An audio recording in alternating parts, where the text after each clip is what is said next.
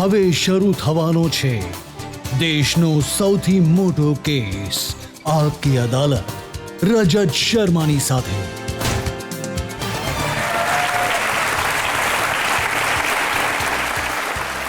નમસ્કાર, આપકી અદાલતના નવા એપિસોડમાં આપનું સ્વાગત છે. આપકી અદાલતમાં આજે એક એવા વ્યક્તિત્વને રજૂ કરીશું જેમના જીવન પર ઘણા આરોપો લાગ્યા છે. એક એવો માણસ જે હંમેશા કોન્ટ્રોવર્સીઝમાં ઘેરાયેલો રહ્યો. એક એવો માણસ જેણે ભૂલો કરી, પણ જેટલી વધારે ભૂલો કરી, જનતાએ, તમે લોકોએ એમને એટલો જ પ્રેમ આપ્યો. કદાચ દુનિયામાં આ એક એકલો એવો માણસ છે, એક જ એવી પર્સનાલિટી છે જેમને બધી જ ભૂલો કર્યા બાદ પણ જનતાએ વારંવાર એમને માફ કરી દીધા. આપકી અદાલતમાં આજે અમે રજૂ કરીશું ફિલ્મ સ્ટાર સંજય દત્તને. Please welcome Sanjay Dutt.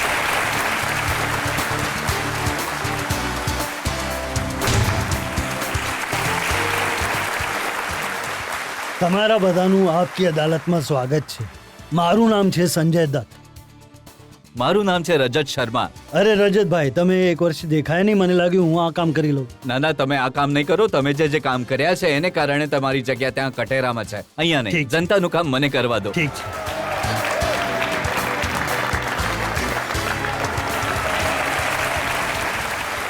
અને આપકી અદાલતમાં આપણે આરોપોનો સિલસિલો શરૂ કરીએ એના પહેલા આજના જજ શશી સનીની પરવાનગી લઈશું આજની કાર્યવાહી શરૂ કરવા માટે.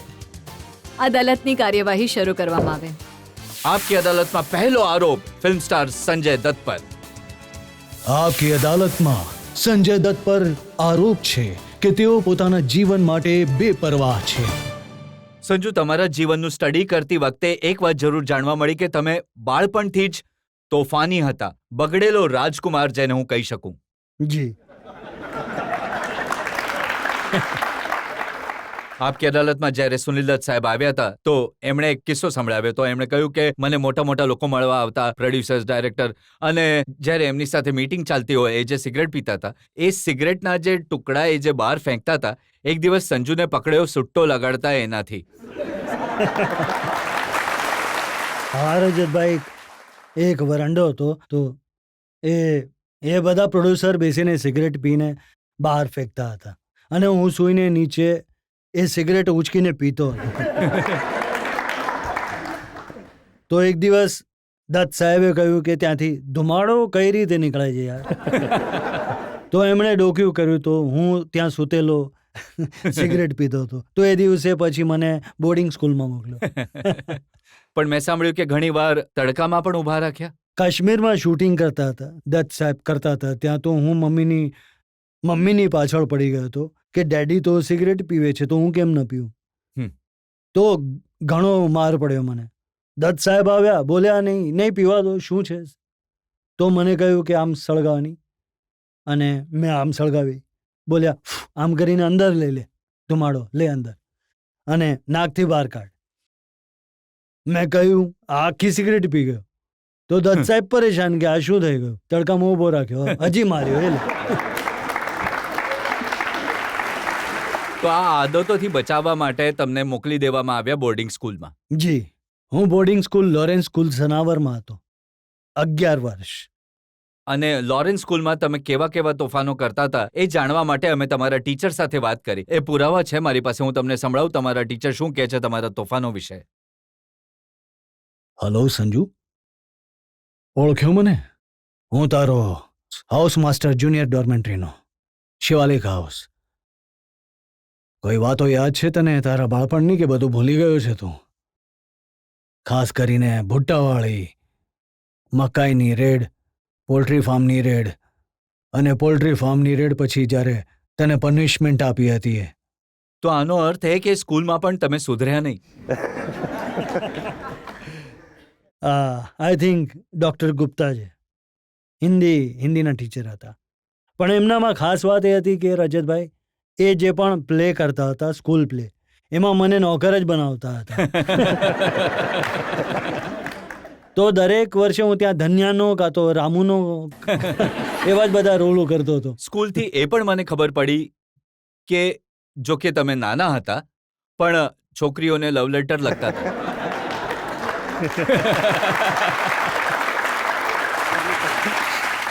એ વાત સાચી છે રજતભાઈ.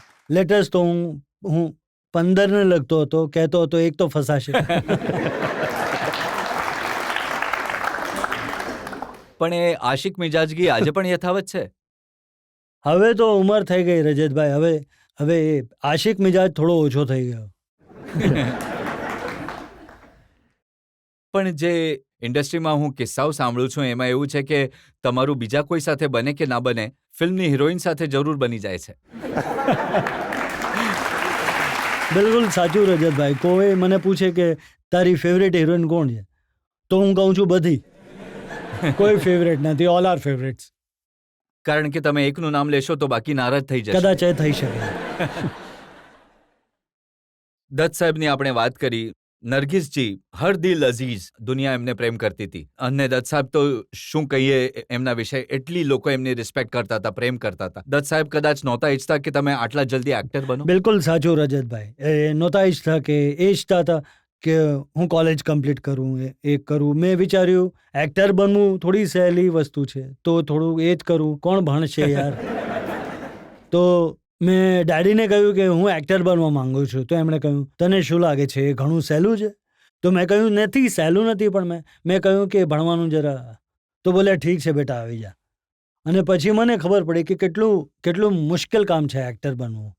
પછી એમણે મને 2 વર્ષ ટ્રેનિંગ, એટલે કે હોર્સ બેક અને બધું કરાટે ને સ્વિમિંગ ને આ તે બધું કહ્યું કે ભણવાનું સારું છે. આ તમારી ફિલ્મોના નામ વાંચી રહ્યો તો શરૂઆતના દિવસોની 90sની ફિલ્મો છે. ખતરનાક, જેમાં તમે કિલર બન્યા સૂરજ. ઝેરીલે, જેમાં એક કિલર બન્યા રાકા. ક્રોધમાં તમે ડોન બન્યા. 91માં યોદ્ધા આવી, એમાં તમે ડોન બન્યા. 93માં ખલનાયક, નાયક નહીં ખલનાયક હું મેં. આતિશ, વાસ્તવ, હથિયાર, કાંટે, દરેક ફિલ્મમાં તમને આ ભાઈગીરીનો શું શોખ ચડે છે?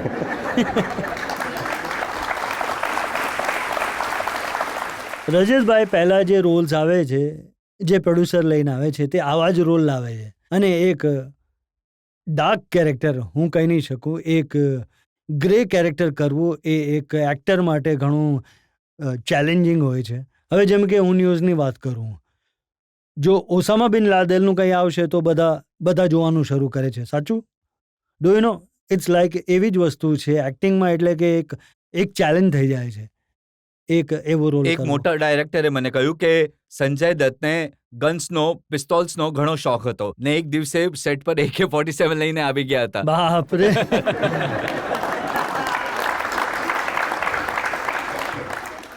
હા, લઈને આવ્યો હતો, પણ એ ફિલ્મી AK-47 હતી. ઇમેજ સંજય દત્તની એ બની ગઈ કે જેમ કે ફિલ્મ ઇન્ડસ્ટ્રીનો સાચો ભાઈ આ છે. સાચો ભાઈ તો નહીં, હું ફિલ્મ ઇન્ડસ્ટ્રીનો ગાંધીજી જરૂર છું. કારણ કે મારી દોસ્તી દરેક માણસ સાથે છે, મારી કોઈ દુશ્મની છે નહીં. અને દોસ્તી કરાવવામાં મારો ઘણો મોટો હાથ છે બધાની સાથે, ભલે એ વર્કર હોય કે મોટો એક્ટર હોય. મેં સાંભળ્યું કે જ્યારે શાહરૂખ અને સલમાનની તકરાર થઈ ત્યાં પણ તમે મીડિયેટ કરવાની કોશિશ કરી હતી. નહીં, મેં મીડિયેટ નહોતું કર્યું રજતભાઈ, પણ મને ખરાબ લાગ્યું. એટલે આ આપણી ફેમિલી છે. ફિલ્મ ઇન્ડસ્ટ્રીમાં આમ તો અનબન થતી રહી છે ફેમિલીઝમાં, પણ એટલું પણ નહીં કે વાતચીત ન થાય. તો મેં રિક્વેસ્ટ કરી કે ભાઈ એક હસી મજાક થવી જોઈએ, એક ફેમિલી હોવી જોઈએ. પણ એ સાચું છે કે જે સમયે તમારી ઇમેજ ફિલ્મવાળાઓએ વચ્ચે એ રીતની હતી કે આ થોડો એગ્રેસિવ છે, લડવા ઝઘડવાવાળા રોલ કરવા માંગે છે, એ રીતના રોલ મળતા હતા. જ્યારે તમે જેલથી આવ્યા પછી પોતાની જાતને બદલ્યા તો રોલ પણ સોફ્ટ મળવા લાગ્યા. પછી મુન્નાભાઈ MBBS અને પછી ગાંધીગીરી જેવા રોલ મળ્યા. નહીં રજતભાઈ, હું કહી શકું છું કે એના પહેલાં પણ મેં સાજન કરી. સાજન એક લવ સ્ટોરી હતી. સડક એક લવ સ્ટોરી હતી. યુ નો, તો એવી તો વાત તો છે નહીં, પણ બિલકુલ તમે સાચું કહો છો કે મુન્નાભાઈ પછી એક એવો રોલ મને મળ્યો છે જે અમર છે હંમેશા. કેમ કે હવે તો હિન્દુસ્તાનમાં કોઈ પણ માણસ ભૂલ કરે છે તો એના માટે લોકો ફૂલ લઈને પહોંચી જાય છે. બિલકુલ સાચું. તો તમને એ જવાબદારીની જાણ છે કે તમે આ રોલ કર્યો એના પછી લોકોની એક્સપેક્ટેશન તમારી પાસે શું થઈ ગઈ છે? બિલકુલ છે, અહેસાસ છે. અને પોતાને આ રીતે બનાવવા જ જોઈએ. આઈ મીન, જેમ કે હવે એક ઘટના હું કહું છું તમને. આ રિક્ષાવાળા ઘણા હેરાન કરે યાર. યુ નો, તો અહીંયા રિક્ષા, ત્યાં રિક્ષા. એક દિવસ મેં કહ્યું, ભાઈ આ શું કરું છું યાર, ગાડી ઠોકાઈ જશે યાર. તો એ ઉતર્યો, મને કહે, કેમ બે, તને શું છે, તું તારી લાઈન પર જા ને. મેં કહ્યું, ભાઈ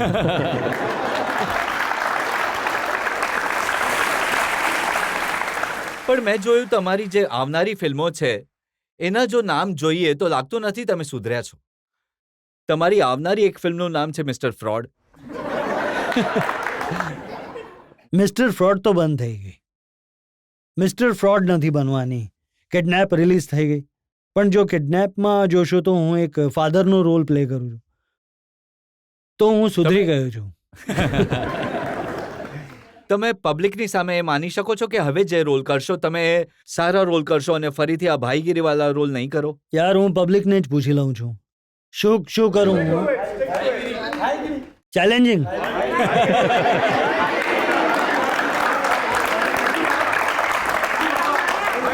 ઓકે સર. સંજુ, આ એક કંઈક કમાલની વાત છે. તમે જીવનમાં ઘણી ભૂલો કરી, તમે પોતે માનો છો કે ઘણીવાર ભૂલો થઈ, જનતાએ તમને દરેક વખતે માફ કરી દીધા. તો આ કયો જાદુ છે જેથી તમે જનતા પર કબજો કરીને બેઠા છો? ભૂલો મેં કરી છે અને કદાચ ભગવાને મને એમાં નાખ્યો છે જેથી હું લોકોને એવું દેખાડું કે ડ્રગ્સ બહુ ખરાબ છે. એક લો જાણવો જરૂરી હોય છે. દેશમાં એક કાનૂન જાણવો જ જોઈએ. મને નહોતું ખબર કાયદો શું હતો. આઈ મીન આ બધી વસ્તુઓ છે જે હું ભગવાને જ મને આમાં નાખ્યો જેથી હું લોકોને જણાવી શકું. પણ જે ફિલ્મ ઇન્ડસ્ટ્રીના લોકોથી અમારી વાત થાય છે, જે તમારી સાથે કામ કરે છે, બધા કહે છે કે સંજુ ઘણો પ્રેમાળ માણસ છે, બધા કહે છે કે સંજુ ઘણો સારો માણસ છે, પણ સાથે સાથે એમ પણ કહે છે કે ભૂલ એટલા માટે કરે છે કારણ કે થોડો બેવકૂફ છે. ચાલો, એમનો પ્રેમ છે, મને બેવકૂફ કહ્યો. પણ જેમ કે મેં કહ્યું કે દરેક છોકરો જે મોટો થાય છે ભૂલ કરે છે ક્યારેક ને ક્યારેક. તમે તમારા જીવન પ્રત્યે બેદરકાર રહ્યા એ વાતને તમે માનો છો? જી બિલકુલ માનું છું. તો હવે કંઈક સુધારો આવશે એ બેદરકારીમાં? 50 વર્ષનો થવાનો છું, સુધારો તો થાય જ નહીં.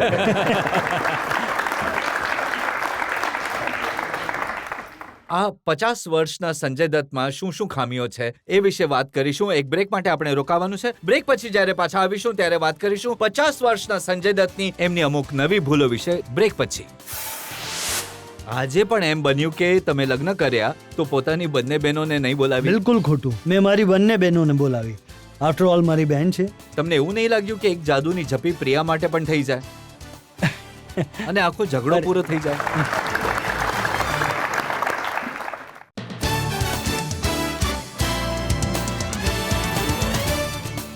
આપકી અદાલતમાં આજે આપણે કેસ ચલાવી રહ્યા છીએ જનતાના મુન્નાભાઈ સંજય દત્ત પર.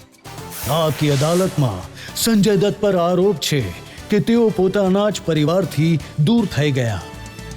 સંજુ, મારી પાસે તમારી માં નરગિસ દત્તની એક ચિઠ્ઠી છે જે એમણે ટ્રીટમેન્ટ માટે યુએસ જતા પહેલા પોતાની દીકરી નમ્રતાને લખી હતી. તમારી બેનને એમણે લખ્યું, please look after Sanju, see that he does not get mixed up with those silly boys again. He is too stupid in his head. He does not realise what he is doing. કદાચ માં જાણતી હતી કે એમનો દીકરો કેવો છે. મારા હિસાબે દરેક માં પોતાના દીકરા માટે આવું જ કહેશે કે he is stupid, he is silly. એ બિચારાને ખબર જ નથી. પણ ગ્રોઈંગનો પ્રોસેસ હોય છે. અને હું બીકોઝ નરગિસજીનો દીકરો હતો એ એક પબ્લિક આઈમાં આવ્યો. આજે પણ એમ બન્યું કે તમે લગ્ન કર્યા તો પોતાની બંને બહેનોને નહીં બોલાવી? બિલકુલ ખોટું. મેં મારી બંને બહેનોને બોલાવી હતી પણ એમની મરજી હતી કે ના આવી. મેં બિલકુલ બોલાવી હતી. તમે વર્ષ પછી જ્યારે લગ્નની એનિવર્સરી ઉજવી તો પણ એ બંને દેખાય નહીં? એમની મરજી છે, મેં તો બોલાવી હતી ને. મેં જે એક ભાઈ મોટો ભાઈ જે કરે એ મેં કર્યું હતું. મેં બોલાવ્યા હતા. હું ઈચ્છતો હતો આવે. પણ અમે જે સંબંધો જોયા છે તમારા નમ્રતા સાથે, પ્રિયા સાથે, ઘણા સરસ સંબંધો જોયા છે. જ્યારે તમે જેલમાં હતા તો અમે જોયું કે પ્રિયા દત્ત ક્યારેક સોનિયાજીના દરવાજે ગઈ, ક્યારેક વકીલોને ભેગા કરી રહી છે. જેલમાં જ્યારે તમે હતા તમને મળવા આવી, એક રીતે સંઘર્ષ કર્યો કે સંજુ જલ્દીમાં જલ્દી જેલથી બહાર આવી જાય. શું કારણ છે કે સંબંધોમાં આજે આ તિરાડ પડી ગઈ? રજતભાઈ, હું એ જરૂર કહેવા ઈચ્છીશ કે એક ભાઈ બહેન કે ભાઈ બહેનનો જે સંબંધ હોય છે અથવા બહેનોમાં સંબંધ હોય છે, જો એ જો હું એઝ અ બ્રધર મારી બહેન માટે કંઈક કરું તો મારો હક છે. હું એની પબ્લિસિટી નથી કરવાનો કે આ જુઓ મેં મારી બહેનને માટે કર્યું છે, મારા ભાઈ માટે કર્યું છે. અને હું ભગવાનને પ્રાર્થના કરીશ કે ક્યારે એમના જીવનમાં કોઈ ઘટના એવી બને જ નહીં કે જ્યાં મારે એ કંઈક વચમાં આવવું પડે. પણ જે હું કરીશ એવું થાય તો. પણ પાછલા દિવસોમાં ક્યાંક ને ક્યાંક તો સંબંધોમાં તિરાડ પડી. તમારા લગ્ન હોય ને બહેનો ના આવે, તમારી એનિવર્સરી હોય ને બહેનો ના આવે. પહેલાં તો હું કહીશ રજતભાઈ નાની બહેન છે તો એમણે રિસ્પેક્ટ બતાવવી જોઈતી હતી. પણ છતાં પણ દે આર ઇન્ડિવિજ્યુઅલ્સ. એ ન આવ્યા તો હવે દરેક ફેમિલીમાં અનબન તો થાય છે, ઝઘડા થાય છે. અને જેમ મેં પહેલાં કહ્યું કે પ્રિયા સૌથી નાની છે. જો એનાથી કંઈ ભૂલ થઈ ગઈ તો હું એઝ એલ્ડર બ્રધર મેં માફ કરી છે એને. આફ્ટર ઓલ એ મારી બહેન છે. તમને એવું નહીં લાગ્યું કે એક જાદુની ઝપી પ્રિયા માટે પણ થઈ જાય અને આખો ઝઘડો પૂરો થઈ જાય? હું ઈચ્છું છું કે એ લોકો આવીને મને જાદુની ઝપ્પી આપે. મને એની જરૂર છે. પણ એ ભૂલ તમારાથી ન થઈ કે તમે મીડિયામાં એવું કહ્યું કે એક જ મિસ્ટર એન્ડ મિસિસ દત્ત છે, એ સંજય દત્ત અને માન્યતા છે? એ સાચી વાત છે. કોણ છે બીજું દત્ત? આ જૂના જમાનાની વાતો છે, જ્યારે તમે એમ કહો કે છોકરીએ પોતાના હસબન્ડનું નામ લઈ લેવું જોઈએ, ફેમિલીનું નામ યુઝ નહીં કરવું જોઈએ. નહીં. એ રજતભાઈ એ તો મિસઇન્ટરપ્રેટ થયું છે. હું નથી કહેતો એક દીકરી પોતાના ફાધરનું નામ ન રાખે. કેમ ન રાખે? પણ જે રીત રિવાજ છે એ તો આ જ છે. આઈ મીન ઇન્દિરાજીએ, સૌથી મોટી ઇન્દિરા ગાંધીજી, એમના ગાંધી નામ રાખ્યું હતું. નહેરુ રાખી શકતા હતા. તો મેં કોઈ ખોટી વાત નથી કરી. નહીં, પણ તમે નથી ઈચ્છતા કે પ્રિયા દત્ત સાહેબનું નામ વાપરે? બિલકુલ વાપરે. એમની લેગેસીનો ઉપયોગ કરે? બિલકુલ કરે. પણ મારી વાઈફને પણ રિસ્પેક્ટ આપવી જ જોઈએ ને. જો એ મારી વાઈફ છે, હું એને રિસ્પેક્ટ કરું છું, તો હું ઈચ્છીશ કે બીજા પણ એને રિસ્પેક્ટ આપે.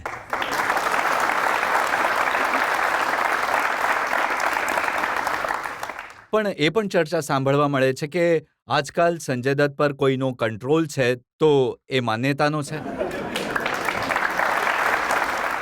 એ પણ સાંભળવા મળે કે દિલમાં ધબકારા સંજુની છે, પણ એના પર રાજ માન્યતાનું ચાલે છે. એ ધડકનવાળી વાત સાચી છે. ક્યારેક દરેક હસબન્ડનો એ જ હાલ છે. પણ જ્યાં સુધી મને કંટ્રોલ કરવાની વાત છે, હમણાં સુધી આપણે જે વાત કરતા હતા રજતભાઈ, મને હજી એવું જ લાગ્યું કે કોઈ મને કંટ્રોલ નથી કરી શક્યું. તો એ મને કંટ્રોલ શું કરવાની? સંજુ, આ વાતમાં કેટલી સચ્ચાઈ છે કે તમે પોલિટિક્સમાં આવો, તમે ચૂંટણી લડો, આ નિર્ણય તમારો ઓછો અને માન્યતાનો વધારે હતો? માન્યતાનો નિર્ણય કિચનમાં હોય છે. કે આજે બિરયાની બનાવે કે ચિકન બનાવે. પણ રજતભાઈ, આ બિલકુલ મારો નિર્ણય હતો અને બિલકુલ અમરસિંહજીનો પણ હતો. તમારા પર દુઃખોનો પહાડ તમારી આખી ફેમિલી પર આવે. પણ કહેવાય કે દુઃખ અને સુખનો સાથ ચોલીદા મનનો હોય છે. તો તમારી લાઈફમાં એવી કઈ ક્ષણો હતી ખુશીની જે તમને જીવનભર યાદ રહે? અમારી સાથે બિલકુલ છે. હું હવે જણાવું. મારા ફાધર જ્યારે ફર્સ્ટ ઇલેક્શન જીત્યા તો એટલી ખુશી થઈ એમને જોઈને કે એટલો સપોર્ટ હતો પબ્લિકનો. તો એ એક હતું. હવે જે મારા લગ્ન થયા છે, હું ઘણો ખુશ છું. સાચું.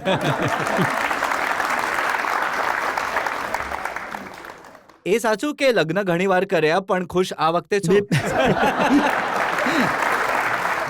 બિલકુલ સાચું કહ્યું રજતભાઈ. હવે તમે ફિલ્મના હીરો છો તો તમારી ફિલ્મી કરિયર છે, તો તમે પોલિટિકલ કરિયર અને ફિલ્મી કરિયર બંને સાથે નિભાવી શકશો અને તમે મુન્નાભાઈ MBBS જનતા માટે બની શકશો જે તમે મતલબ પિક્ચરમાં હતા એમાં. જુઓ, એ જે એક્ટિંગ છે મારો ફર્સ્ટ લવ એક્ટિંગ છે. એક્ટિંગના લીધે જ જો હું એક્ટર ન હોત તો તમે લોકો પિક્ચર જોઈ જ ન હોત, અને તમે પિક્ચર ન જોયું હોત તો હું સંજય દત્ત બન્યો ન હોત.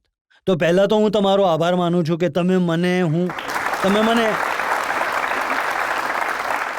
તમે આ છે ને મોટી જવાબદારી છે, જનતાની સેવા અને એક્ટિંગ.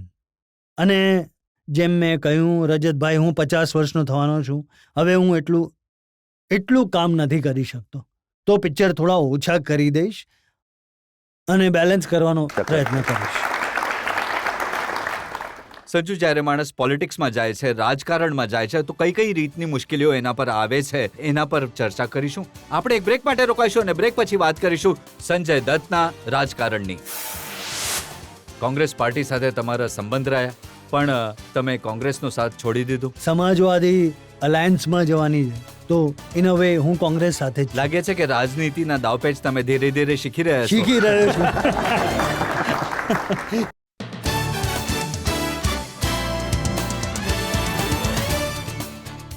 આપકી અદાલતમાં આગલો આરોપ સંજય દત્ત પર.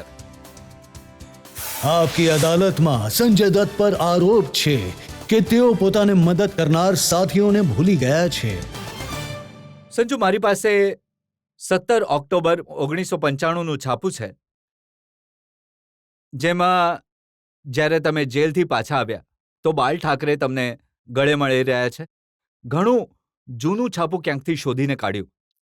જ્યારે બાલ ઠાકરેએ તમારી મદદ કરી અને બાલ ઠાકરેએ એમ કહ્યું કે મારી પત્નીના અવસાન પછી મને ખુશ થવાનું કોઈ કારણ ન મળ્યું. આજે સંજય દત્તને જેલની બહાર જોઈને હું પહેલીવાર ખુશ થયો છું.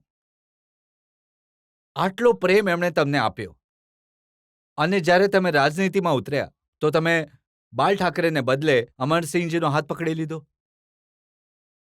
બાલા સાહેબ, હું એમને સાહેબ કહું છું. એ મારા પિતા સમાન છે, અને જે એ મારા માટે એમણે મારી ફેમિલી માટે કર્યું છે એ જીવનમાં હું ભૂલી ન શકું. પણ જ્યારે એનો સવાલ છે, હું સાહેબને એક પિતા સમાન પ્રેમ કરું છું, પણ એમના વિચારોમાં હું બિલીવ નથી કરતો. જે એવન દત્ત સાહેબ, એક સેક્યુલર વિચાર, અમે એ લોકો સેક્યુલરિઝમમાં બિલીવ કરીએ છીએ, તો એટલે સમાજવાદી પાર્ટી સેક્યુલર છે, લાઈક કોંગ્રેસ, તો એટલે હું સમાજવાદી પાર્ટી. ચાલો, કોંગ્રેસ તો સેક્યુલર છે. દત્ત સાહેબ હંમેશા કોંગ્રેસ પાર્ટીમાં હતા. તમારી બેન પ્રિયાએ પણ કોંગ્રેસ પાર્ટીથી એમપી છે. કોંગ્રેસ પાર્ટીથી તમારા પણ સંબંધ રહ્યા. તમે પણ સોનિયા ગાંધીને, મનમોહનસિંહજીને મળતા રહ્યા, પણ તમે કોંગ્રેસનો સાથ છોડી દીધો. મેં કોંગ્રેસનો સાથ નથી છોડ્યો. સમાજવાદી અલાયન્સમાં જવાની છે, તો ઇન અ વે હું કોંગ્રેસની સાથે જ છું. લાગે છે કે રાજનીતિના દાવપેચ તમે ધીરે ધીરે શીખી રહ્યા શીખું છો. છું. નહીં રજતભાઈ, રાજનીતિ ક્યારેય શીખી નહીં શકીશ.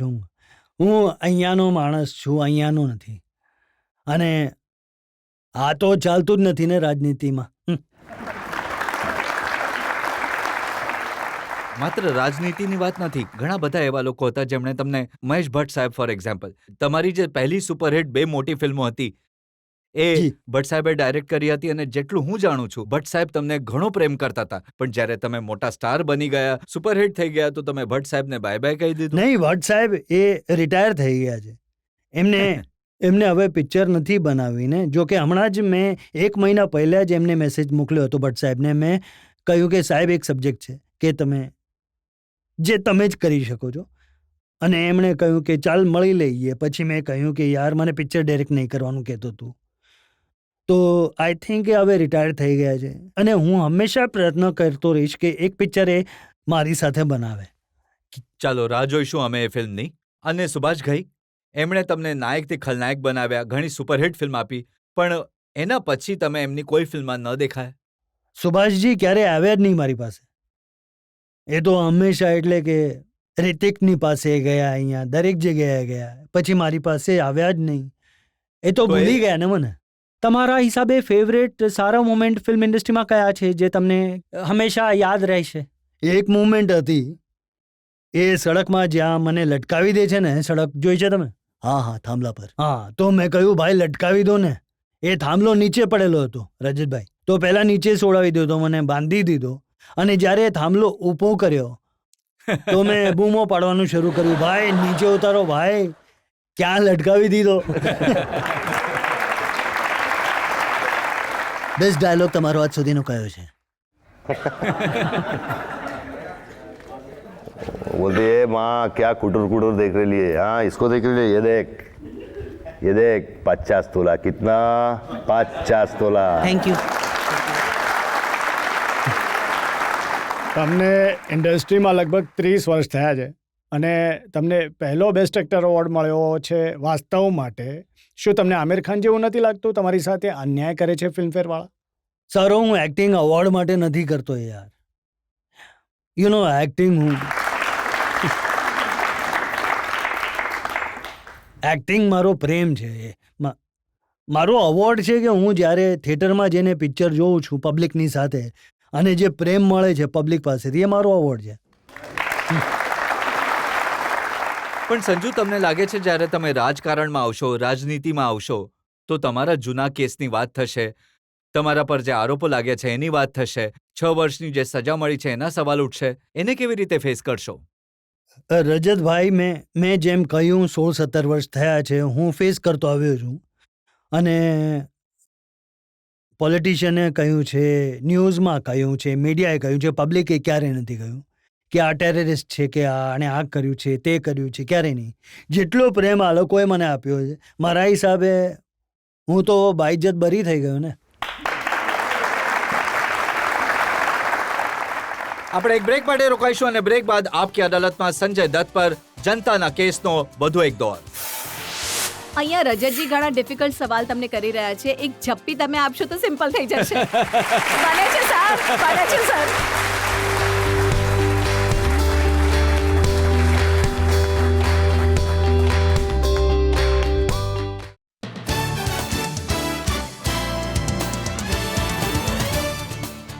આપકી અદાલતમાં આજે આપણે કેસ ચલાવી રહ્યા છીએ જનતાના મુન્નાભાઈ સંજય દત્ત પર. આપકી અદાલતમાં સંજય દત્ત પર આરોપ છે કે તેઓ રાજનીતિ માટે યોગ્ય નથી. સંજુ, તમે ઘણી વાર કહી ચૂક્યા છો કે હું 50 વર્ષનો થઈ ગયો, પણ તમારા જે મિત્રો છે મીડિયામાં કે પર્સનલ મિત્રો છે, તમારા મિત્રો આજે પણ કહે છે સંજુ બાબા, અને તમારું હૃદય અને મગજ આજે પણ એ બાબા જેવું છે, બાળક જેવું છે. હા, એ તો સાચી વાત છે રજતભાઈ. મેં વિચાર્યું કે 50 વર્ષનો બાબો દુનિયામાં એક જ છે, એ હું છું. રાજનીતિ બાળકોની રમત તો હોતી નથી. બાળક પણ જોઈએ, કોશિશ કરે છે, કરીશું હું બાળક બનીને. કદાચ એક અલગ કહેવાય છે. એમાં મોટા મોટા ખેલાડી હોય છે, મોટા મોટા પ્રોબ્લેમ્સ આવશે, દાટેલા મુર્દા ઉખાડવામાં આવશે, જૂના આરોપો કાઢવામાં આવશે. જી બિલકુલ. તમે લખનઉ ગયા તો ત્યાં પોસ્ટર લગાવવામાં આવ્યા AK-47 ના.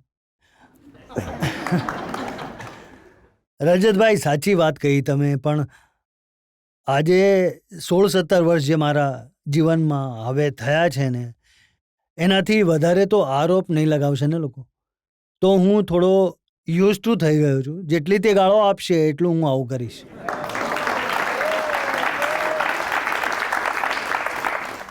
રામ જેઠમલાનીનું એક આર્ટિકલ મેં વાંચ્યું, જેમણે તમારો કેસ લડ્યો તો તમને બેલ અપાવી હતી. તે ઘણો તમને પ્રેમ કરે છે. એમણે મોટી વાત કહી. એમણે કહ્યું કે સંજય દત્તનું MP બનવું દેશની સિક્યોરિટી માટે, સુરક્ષા માટે જોખમ થઈ જશે. મને તો નથી લાગતું તમને લોકોને. નહીં, બટ રામ અંકલની હું ઘણી રિસ્પેક્ટ કરું છું. હું ઘણી ઇજ્જત આપું છું. મારા લોયર હતા એ, અને આઈ થિંક એમણે બ્રીચ કર્યું છે. આઈ મીન, એ જે એક લોયર એક માણસનું બ્રીફ લે છે, તો એ પબ્લિકમાં નહીં જઈને કહેતો હોય. પણ આઈ થિંક રામ અંકલે જે કહ્યું છે એમની મરજી. અને હું કોઈ નેશનલ થ્રેટ નથી યાર ભાઈ. એમણે એનો ઉલ્લેખ કર્યો. એમણે કહ્યું કે 3 AK-56 રાઇફલ એમની પાસેથી મળી હતી, 25 હાથગોળા મળ્યા હતા, અને આ બધું અનીશ ઇબ્રાહિમે મોકલ્યા હતા તમારી પાસે. કેટલા AK-56 સર? 3 અને 25 હાથગોળા, હેન્ડ ગ્રેનેડ.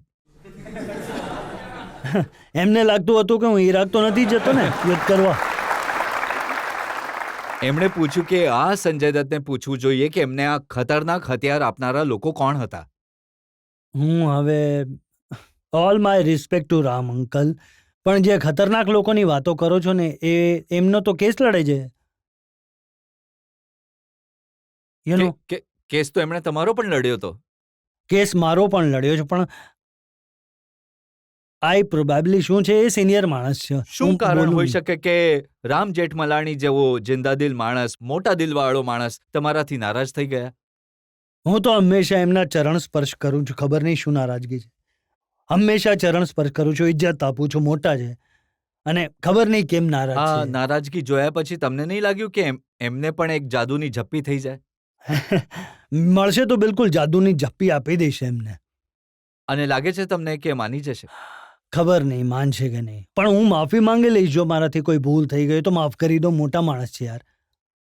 તમને લાગે છે આજે નેતાગીરીનો તમારો જે નવો શોખ છે એ એટલે શરૂ થયો કેમ કે ગાંધીગીરીથી તમને એક પોપ્યુલારિટી મળી, લોકપ્રિયતા મળી અને તમને લાગ્યું કે આનો ફાયદો થશે રાજનીતિમાં? નહીં રજતભાઈ, એકચ્યુઅલી એ જે ઘટના મુંબઈમાં થઈ 26/11 એ જોઈને મેં વિચાર્યું કે મારે રાજનીતિમાં જવું જોઈએ. એટલીસ્ટ એક માણસ તો કંઈક કરે. આપણા લોકોની સિક્યોરિટી શું છે હિન્દુસ્તાનમાં? આઈ મીન કોઈ પણ એ ગેટવે ઓફ ઇન્ડિયા પર બેગ્સ લઈને આવીને હોટલમાં જઈને મારવાનું શરૂ કરી દે છે આ લોકોને, અને આપણે કંઈ ન કરી શકીએ. આપણી સિક્યોરિટી એજન્સીસ પાસે ઇક્વિપમેન્ટ નથી. એમને કોમ્બેટ 60 કલાક, અને કેટલા લોકો મર્યા. અને પછી પોલિટિશિયન આ બધું વિચારતા કેમ નથી યાર? કેમ નથી કરતા? દરેક માણસ અહીંયા જે બેઠા છે ટેક્સ આપે છે, તો એમની સિક્યોરિટી શું છે? મારી સિક્યોરિટી શું છે? તો મેં વિચાર્યું કે કેમ નહીં આ પ્લેટફોર્મ છે, કેમ નહીં હું ત્યાં જઈને even I want to voice my opinion for the public. શું કરત જો તમે સરકારમાં હોત, એ જગ્યા પર બેઠા હોત જ્યાં કોઈ નિર્ણયો લઈ શકો, જ્યારે આ રીતનું ટેરરિઝમ એટેક થાય તો શું કરત? હું એટલીસ્ટ હું ત્યાં જઈને સપોર્ટ કરતો ને.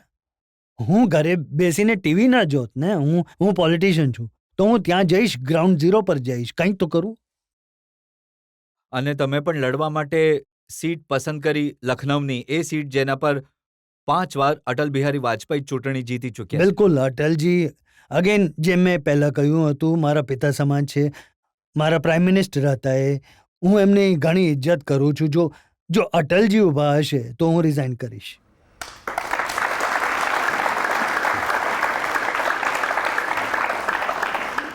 હવે તો બીજેપીએ લાલજી ટંડનને મેદાનમાં ઉતાર્યા છે. હું એમની પણ રિસ્પેક્ટ કરીશ, લાલજીની રિસ્પેક્ટ કરીશ.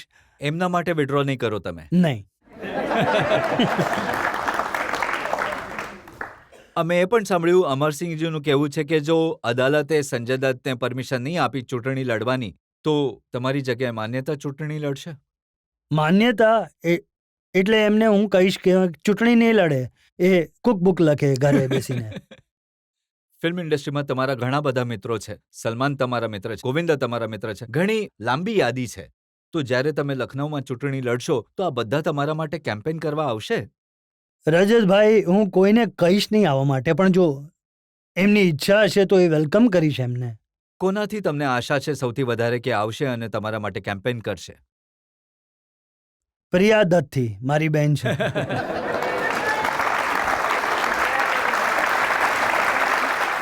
અને શત્રુઘ્ન સિન્હાને મેં સાંભળ્યું તમે કોશિશ કરી રહ્યા છો ભારતીય જનતા પાર્ટીથી સમાજવાદી પાર્ટીમાં ખેંચવાની.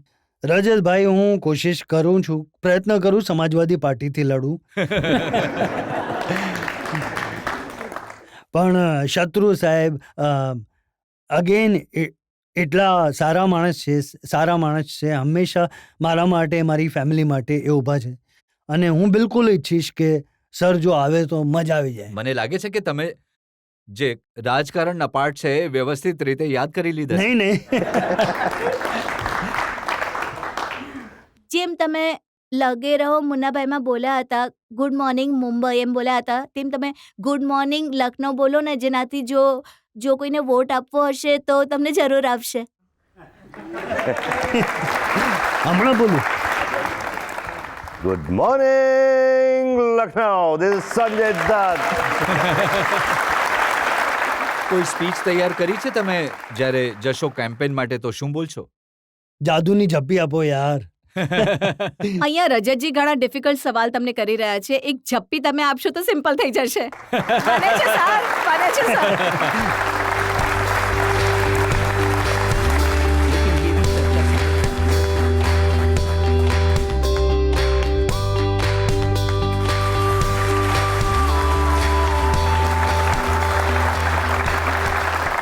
સાચે જ સંજુ કહેવું પડશે કે આ જાદુની ઝપ્પીમાં ઘણો દમ છે. અને આના પછી શું સવાલ પૂછું મને કંઈ સમજાતું નથી. આપણે એક બ્રેક માટે રોકાઈશું અને બ્રેક બાદ જોઈશું આપકી અદાલતમાં આજના જજ શશી સનીનો નિર્ણય સંજય દત્તના એ કેસ પર. એક વસ્તુ છે, ભગવાનને હંમેશા પ્રાર્થના કરીશ, હું આખી જનતાને કહીશ કે મારા માટે પ્રાર્થના કરો કે આ કેસમાંથી હું નીકળી જાઉં.